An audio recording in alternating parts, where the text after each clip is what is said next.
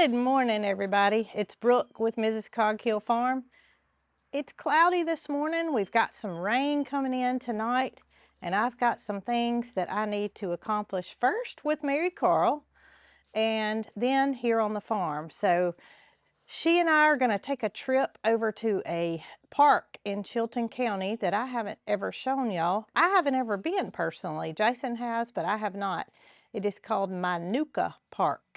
And as y'all know, it's peak migration for birds, and we have some birds passing through that are just making stops. They may stay a day, they may stay up to 3 weeks, but there has been one spotted at Manuka Park called a Canada warbler, and it may still be there, it may not.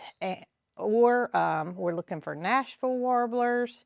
We're looking for chestnut-sided warblers. These are birds that are not here year-round but may be passing through. So I'm going to do that with her first thing this morning. Jason's going to take care of everything being fed, and I may even get to show a glimpse of Manuka Park. I hear it's beautiful and a hidden gem here in our county. So y'all come along and we'll see what we can find. Hopefully some birds, but you just never know.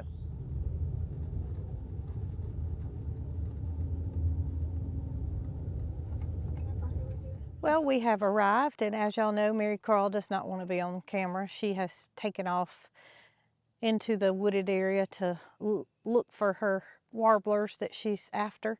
But I wanted to show y'all a little something. We've talked about the Merlin ID app that is used for birding, and many of you already know how to use it, but I thought it would be a good opportunity to show you how I have to bird, because I'm not familiar with the sounds that they make or the wing flight patterns, and I can't distinguish one from another. So I kind of use well, it's not cheating, it's just an easy way for me to identify because I don't know those things. So Merlin is completely free, and you can get this app on your phone. It is, well, we've got 5G. I was thinking it might not come up. It'll tell you a bird of the day, and you're supposed to go and look for this bird, and hopefully you'll find it. But the first thing that you do is smash sound if you want to hear the birds that are in your area. Not always is this 100% accurate. If something comes up that's rare for your area, it may not be the correct bird. So you need to note that you don't always get exactly what's showing up. It's pretty accurate, I would say. But right now it's hearing a northern cardinal and a pine warbler singing, which I couldn't distinguish one from another. Mary Carl, however, has a good ear and she can distinguish those. So here's the cool thing, y'all. If you want to, it's recording all of this. So at the end, if I wanted to save this, if it was something that was rare and I wanted to go back and listen again, which Mary Carl does, from time to time, if my phone picks up something that she didn't hear or she's in question about being here, mash stop. You can save the recording. See if I can do it with my other finger. Nope, I can't. So save that recording, and it is saved. And if I wanted to hear, just say the pine warbler. There's a car coming, so wait just a minute. A pine warbler is not rare, but if it was a bird that you wanted to hear again, wanted to clarify to yourself that that's what you heard, you can mash pine warbler and it will play back just that recording that you heard. Y'all know that this is free. You can sit in your backyard, you can have fun with it, you can listen to birds, you can go play back what you heard, and just go from there. So birding can be fun. It's absolutely a free hobby. If you have a cell phone, then you can go outside and you can listen, you can watch. You don't have to have a camera to take pictures. You can get yourself a cheap pair of binoculars and just have fun, even if it's right outside your back door. And I tell you, I have never had any interest in birding. Most of you know that. But Mary Carl's passion for birds has made me realize just how many different birds there are right outside our back door. go a step further, get yourself a feeder, put some quality feed out, not just seeds that, you know, that's a wild bird blend, but get some quality feed and you'll know it. Wild Birds Unlimited is an excellent store. The feed can get a little pricey because the ingredients cost them a lot, but just, you know, just a way to occupy your time as well as get outdoors. Now let's look around at this wooded habitat and see if we see anything. A lot of times what happens to me is I never see the bird. I'll hear it, Mary Carl will point it to me, but my eyes are not keen like hers are. My hearing is not as keen as her young ears, but it's fun. It really is. So now I will report back and let y'all know what we find. And as we go through the park and see the different areas, I'll show those to you as well.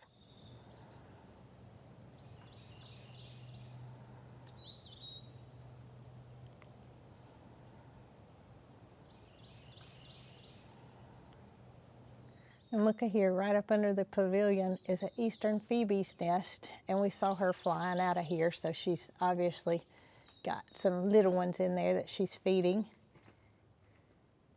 And sometimes you see the second bird that's listed right here. That says a dark-eyed junco, and it has that red dot beside it. That red dot is because it's not supposed to be here, and it would be considered rare.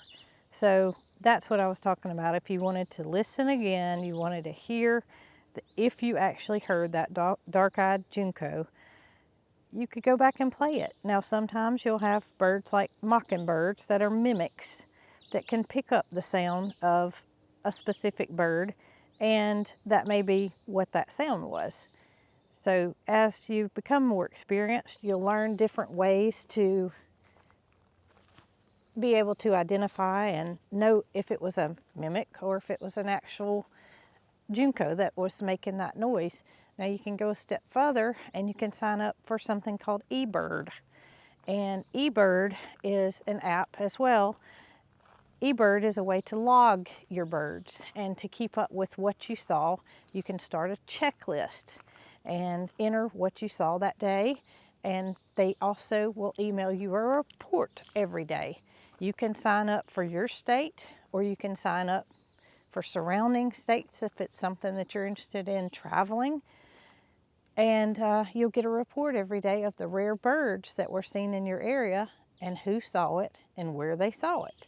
So that is something that you can go one step further with if you actually get into birding and decide you enjoy it. Even if you don't see a rare bird, it's good data to report what you did see, where you saw it, how many you saw, and write a little paragraph about what you did see, or sentence, or even add a picture or two. And not all birds here are singing or calling out.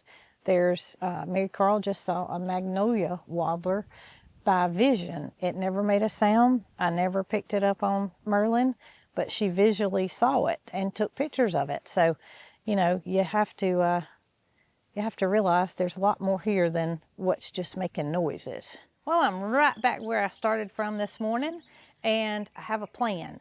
So while we did not see the birds that she set out to possibly see today, that's what you set up for.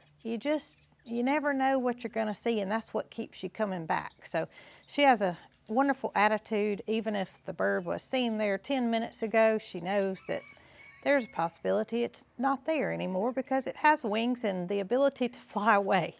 So I hope you guys enjoyed learning a little something about how to use the free app called Merlin, M-E-R-L-I-N. And the fact that it's free, it's no ads, it's easy to use. If I can do it, y'all can do it. Although I don't know as much about it as Mary Carl does, I can get by. So yeah, now I think I'm going to go and do something that I have wanted to do for a couple of weeks now, but weather hasn't cooperated. And I think it's gonna hold off raining so I can get done with what I've got to do. Y'all come on. Now, I told y'all we were gonna do something a little different and something that I enjoy doing. That's being on my tractor and making things happen. So you can see I got my sun protection. Well, I have sunscreen on first of all. Then I have my new Cog Hill Farm floppy style hat. Keep going, keep growing is what the patch says, along with Cog Hill Farm. And it's gonna help me out because I may be here a while, or it may be pretty quick. Needless to say, I need a hat because I kind of bent the lid up on my tractor. I got an idea of try to fix that, but that's for another day. Jason doesn't want to hear my ideas of how to fix things because they usually don't turn out good, but I think that may work. And the wind's blowing, and the hat has a little gathering point right here where your hat won't fly off your head. So I'm gonna need that as I start going. But let me fill you in on a little something.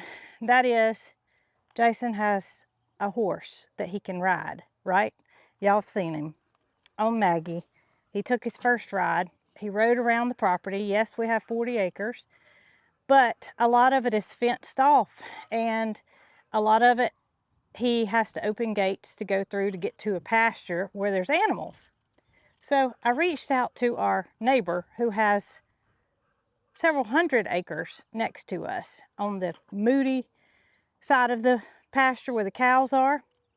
And he had already said that Mary Carl could use the property like it's hers to go birding and take pictures and walk and do whatever. The most generous thing anybody could offer. Oh my goodness, we have a visitor. I'm gonna lose my train of thought because I felt a kitty rubbing on me. And it's not time for Pinky because it's not night and it's not early morning. So Pinky, where was I? I'm happy to see you in this time of the day. Glad to know you're hanging out at the barn. So while he told Mary Carl she could use it like it was her own, I recently found out that he has some horses on the property that are indeed not his, but he lets a friend keep them on the back side of the property, which is the other side of the creek, the other side of our creek. I'm not going on the other side of the creek. So I asked him if he minded if Jason rode horse over there, or if I rode too, and he said absolutely not. So then we got to looking, and it's overgrown. He doesn't live there. It's kind of an investment property. He's just going to leave it for his family. And nothing's being done over there, and it's a little bit too tall to just take off on a horse and not be able to see where its feet are going to land. I mean, anything can happen. A snake can come out or whatever. But I feel better about knowing where Jason's walking before he gets on a horse over there. So, got the bush hog hooked up. My plan is to cut a trail, hopefully around the perimeter of the fence, and then maybe back down the other side, of course on the side of the creek that I'm going to stay on, and see if that won't allow Jason for some longer riding time, that he can not have to get off and open gates and whatnot. Well, Miss Pinky, I sure didn't plan on you being here. I am not planning on staying. I'm going to hop right on the tractor and go cut a trail. But you're more than welcome to go stay in the barn, and the door's open for you and cracked, and you got water and food and a nice place to lay in there. So take advantage of it. That's my advice to you. Take advantage of it. Okay.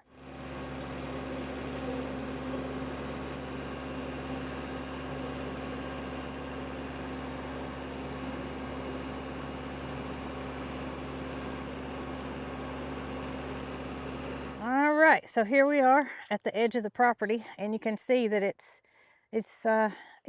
kind of overgrown, but it's in a native, natural way.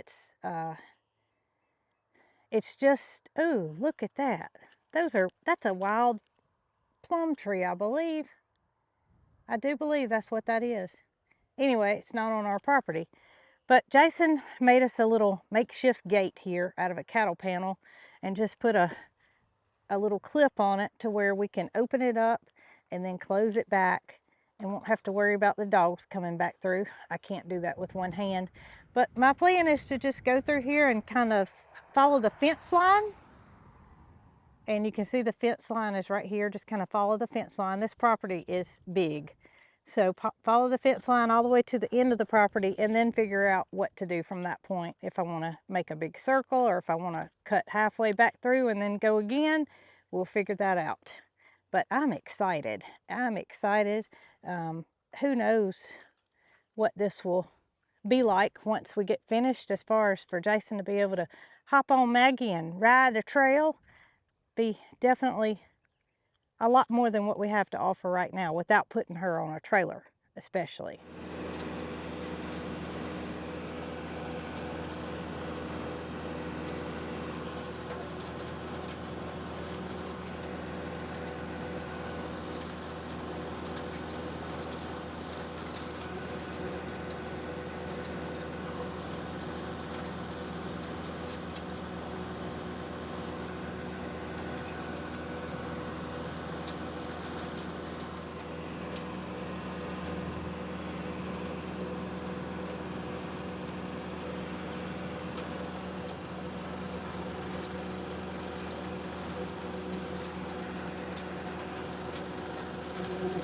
I knew this was going to be fun because, first of all, I'm seeing places that I've never seen before, and things like this right here would pop up that I didn't even know existed, and it's right next door to us. So check this out right here. That right there out front, that's the road that runs in front of our house. But if you'll notice right there, appears to be a storm shelter that's built into the side of the ground right there that we didn't even know existed. How about that? It's got some of the stones stacked around it. It's kind of like the thing back in our woods, the way it was made, except for ours went down into the ground instead of in the side of the hill. So I do think that ours is like an old cold cellar or refrigerator, for lack of other way to say it, from long ago. But this is, it looks like it's cement block on the top, and then it's been stacked with some stones to make a shelter. And there is a house, an old house across the road.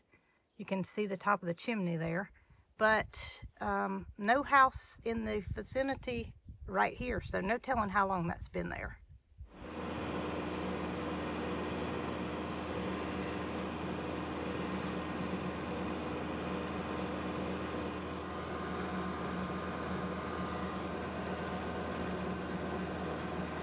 Well, I consider myself to be finished, and I must say this property is quite amazing, and it's going to be excellent for Jason to ride Maggie.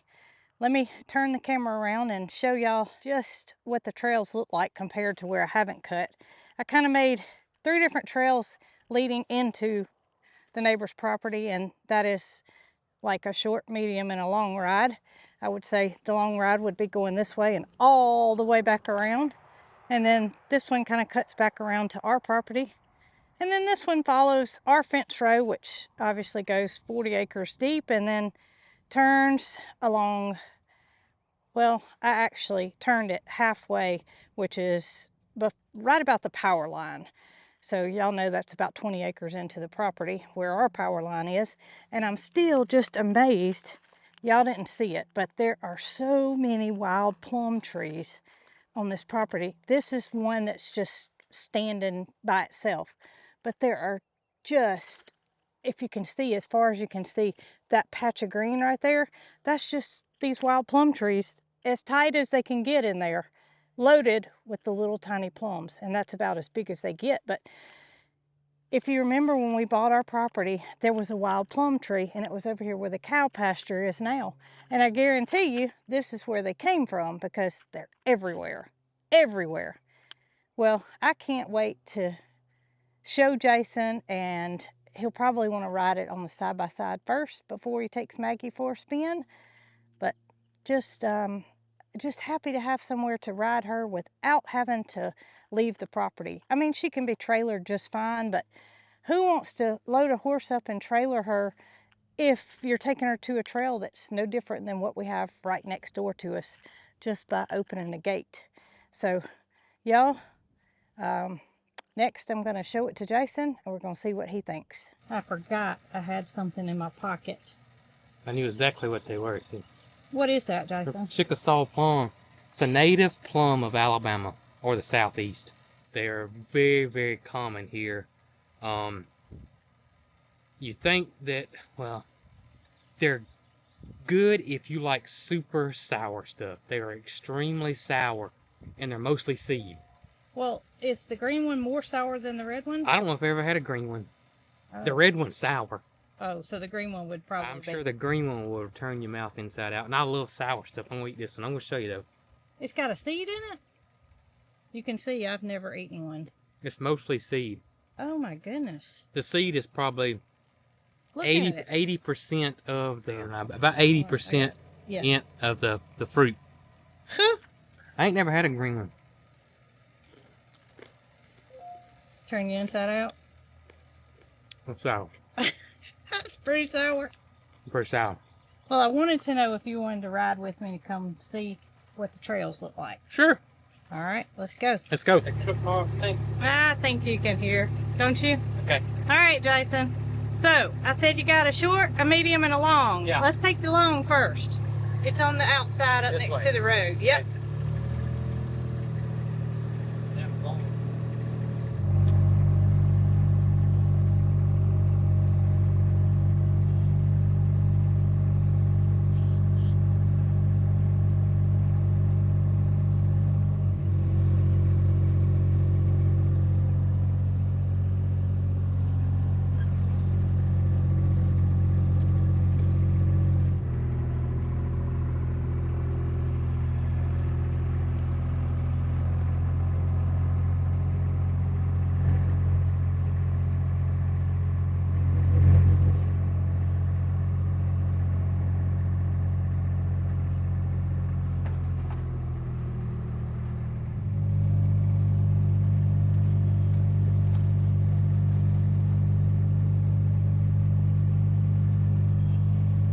All right, so we're back from seeing the trail. What do you think? It's awesome.